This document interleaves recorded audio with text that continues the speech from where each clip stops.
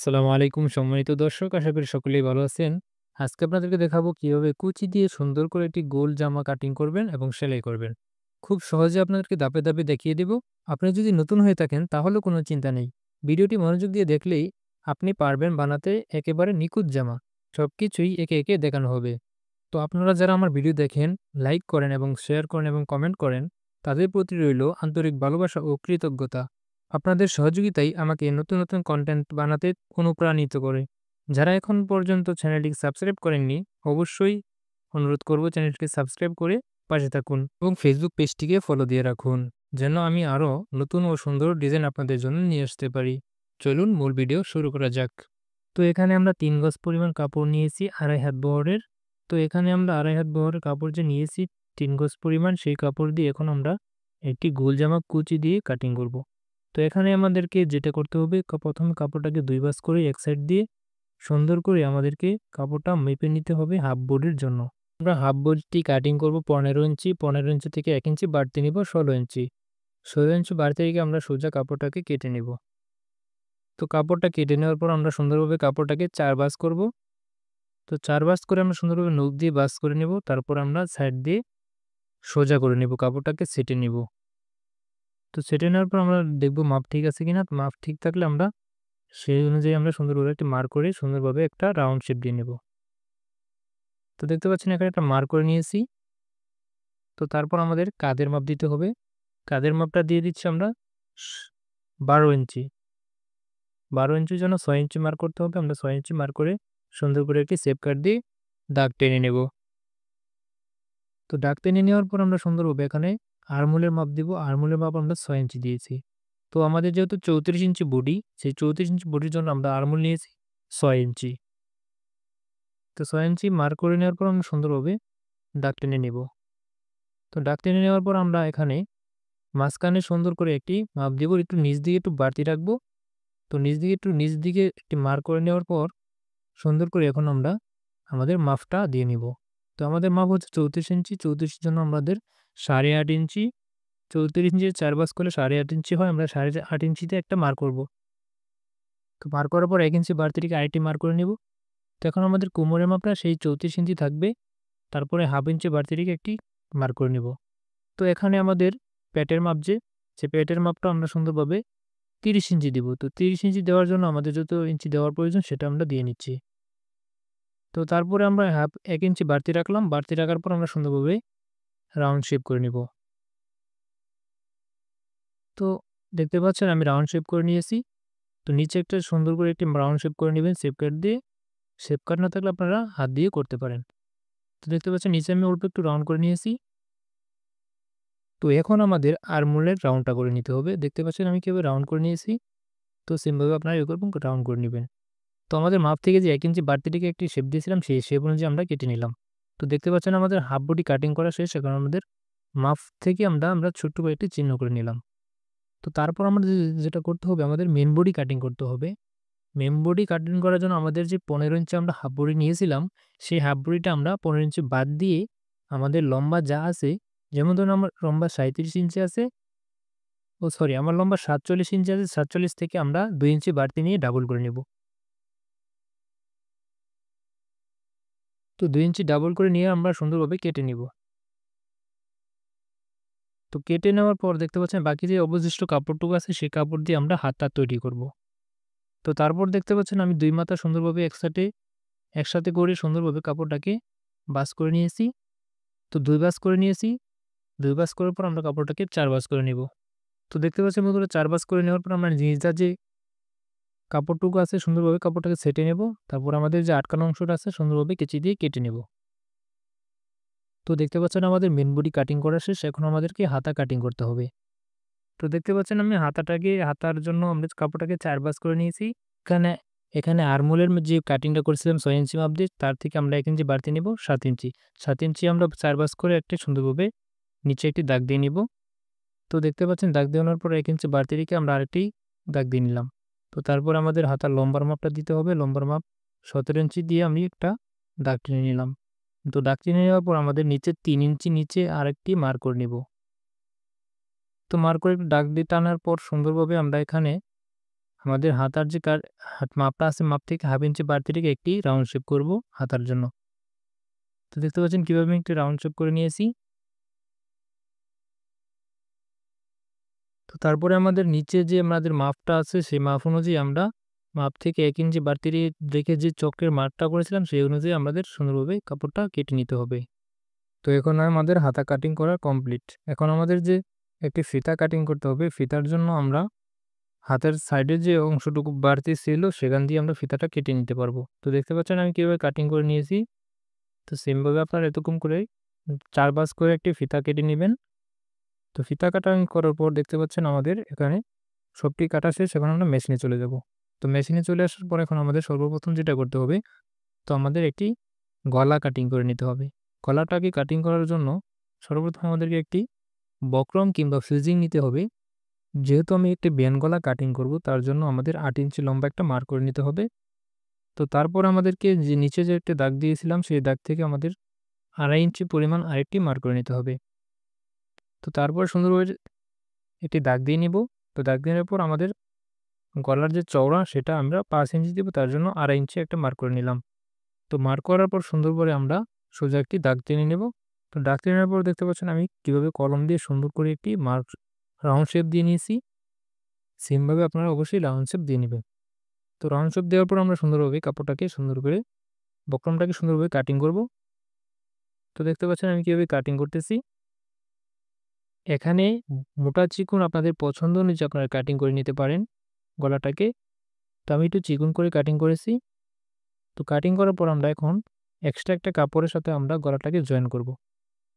Join করার জন্য আমাদের গলার সাইড দিয়ে আমরা সুন্দর করে একটি সেলাই দিয়ে নিতে হবে।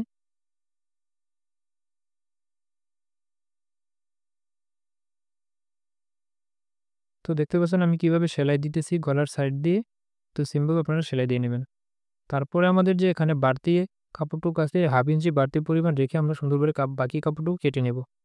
কেটে নেওয়ার পর আমরা সাইড দিয়ে সুন্দর করে একটু করে কেটে দেব যাতে করে বল্টে না থাকে। তারপরে একটু বাঁশ দিয়ে আমরা সুন্দরভাবে একটি চাপ সিঁড়ি দিয়ে নেব। তো দেখতে পাচ্ছেন আমি কিভাবে চাপ সিঁড়ি দিতেছি, সেম ভাবে আপনারা অবশ্যই চাপ সিঁড়ি দিয়ে নেবেন। তো চাপ সিঁড়ি দেওয়ার পর এখন আমাদের কাপড়টার মিডল পয়েন্টে আমরা সুন্দর করে একটি চিহ্ন করে নেব।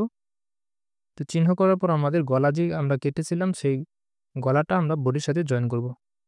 তো দেখতে পাচ্ছেন আমি কিভাবে জয়েন করতেছি, সাইড দিয়ে একটি সেলাই দেব প্রথমেই।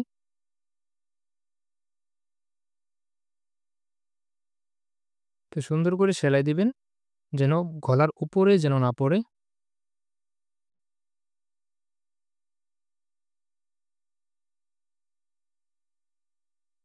তো দেখতে পাচ্ছেন আমি সেলাই দিয়েছি। এখন আমাদের ভিতর দিকে একটু বাড়তি রেখে আমাদের কাটিং করে নিতে হবে। তো দেখতে পাচ্ছেন আমি কাটিং করে নিয়েছি। তারপর আমরা ছোট, ছোট করে একটু কেটে দেব যাতে করে গলাটা উল্টালে বল্টে যেন না যায় তার জন্য। তো সুন্দর করে দেখতে পাচ্ছেন কিভাবে নখ দিয়ে ভাঁজ করে নিয়েছি। এখন আমাদের সাইড দিয়ে সেলাই দিতে হবে।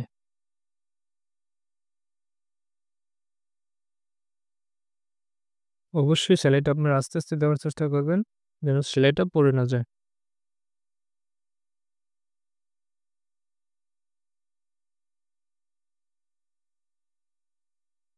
তারপরে আপনাদের সেলাই দেওয়া শেষ হলে আমরা উল্টো করে আমরা সাইড দিয়ে আরেকটি সেলাই দিয়ে নিব।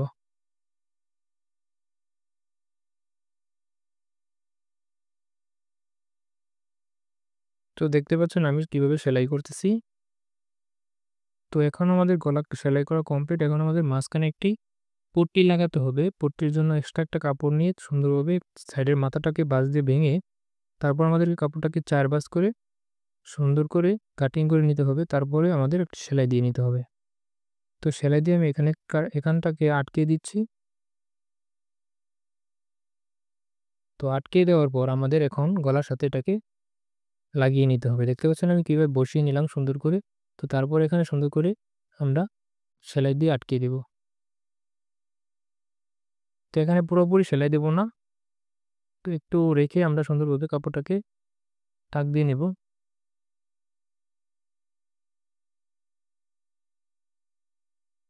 তো টাক দেওয়ার পর আমরা সুন্দরভাবে আমরা সেলাইয়ের উপরে দিয়ে সেলাই করে নেব। তো দেখতে পাচ্ছেন আমাদের পট্টিটা লাগানো কমপ্লিট। এখন আমাদের ওর নিচের পার্টটা যে বাড়তি কাপড়টুকু আছে সেটাকে আমরা সুন্দরভাবে কেটে নিব। তো দেখতে পাচ্ছেন কাটিং করা শেষ। এখন আমাদের পিছন পাটটার সাথে সামনের পাটটাকে সুন্দরভাবে জয়েন করে নিতে হবে। তো আমরা সেলাইটা ডাবল করে দিব।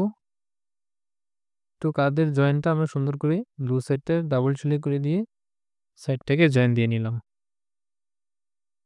তো দেখতে পাচ্ছেন আমাদের কান দিয়ে জয়েন দেওয়া কমপ্লিট। এখন আমাদের কলার লাগাতে হবে। কলার লাগানোর জন্য আমরা ১ ইঞ্চি মোটা করে সুন্দর করে একটি বক্রম আমরা কাটিং করে নেব। কাটিং করার পর সুন্দরভাবে সাইড দিয়ে ছেঁটে নেব।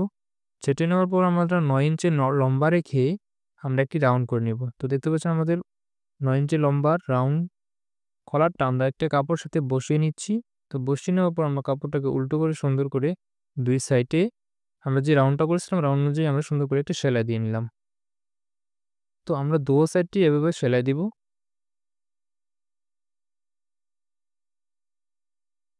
তো দেখতে পাচ্ছেন আমি এভাবে দোয়া সাইডটা সুন্দরভাবে রাউন্ড করে সেলাই করে নিব।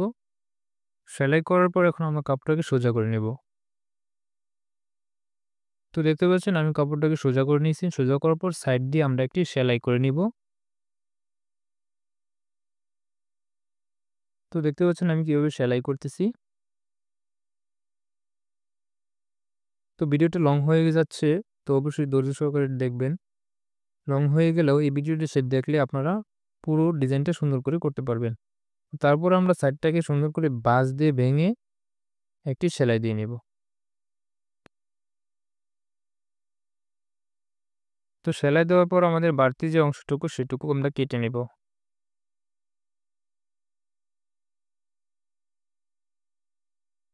তো কেটে নেওয়ার পর আমাদের মিডল পয়েন্টে একটি চোখ দিয়ে মার্ক করে নিতে হবে। মার্ক করার পর আমরা কয়ারটাকে জয়েন দেওয়ার জন্য আমরা কাপড় এই সাইডের কাপড়ের বডিটাকেও মিডল পয়েন্টে মার্ক করে নিব। মার্ক করে নেওয়ার পর আমরা সুন্দরভাবে মার্ক অনুযায়ী সুন্দর করে বসিয়ে আমরা চাপ সিঁড়ি দিয়ে দিব। দেখতে পাচ্ছেন আমি কিভাবে বসিয়ে নিয়েছি।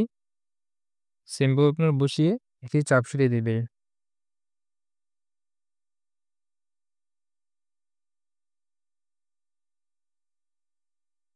তো তারপর আমরা সাইড দিয়ে আরেকটি ডাবল করে সেলাই দিয়ে নিব। তো দেখতে পাচ্ছেন আমাদের কলার লাগানো কমপ্লিট। তো এখন আমরা নিচের যে আমাদের বডিটা আছে বডিতে আমরা কুচি দিব।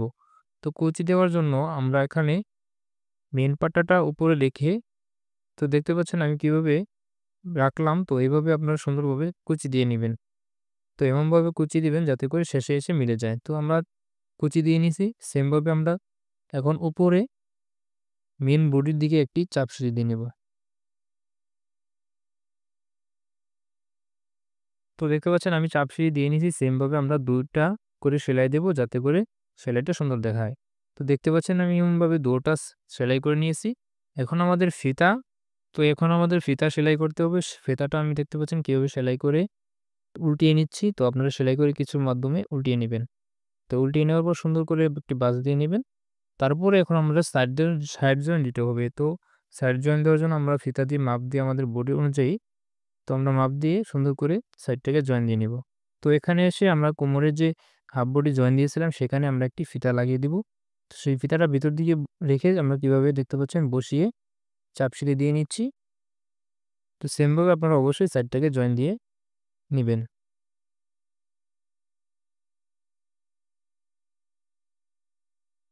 তো সাইড জয়েন দেওয়ার পর আমরা সাইড দিয়ে আরেকটি সেলাই দিব যাতে করে সাইডের সেলাইটা সহজে খুলে না যায়। তার জন্য আমরা সাইডের সেলাইটা ডাবল করে দিব।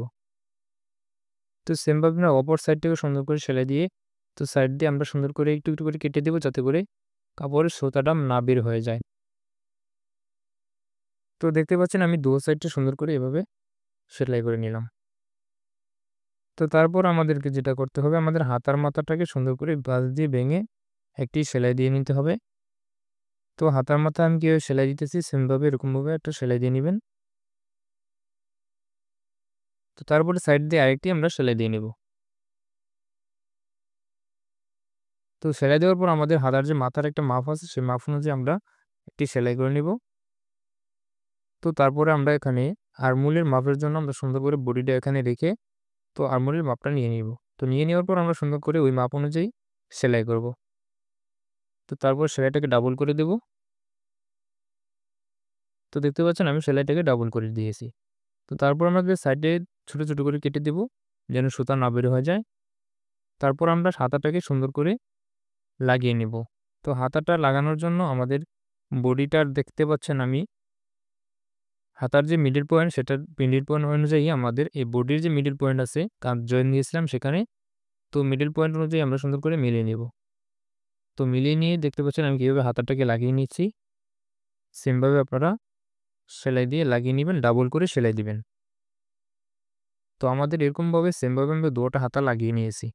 তো এখন আমাদের লম্বার মাপ অনুযায়ী নিচের যে একটি সেলাই আছে সেই সেলাইটা আমরা দিব। লম্বার মাপে নিয়ে আমরা সুন্দর করে ১ম এ একটু করে বাঁশ দিয়ে ভেঙে তারপরে আরেকটি বাঁশ দিয়ে ভেঙে সেলাই করে নেব।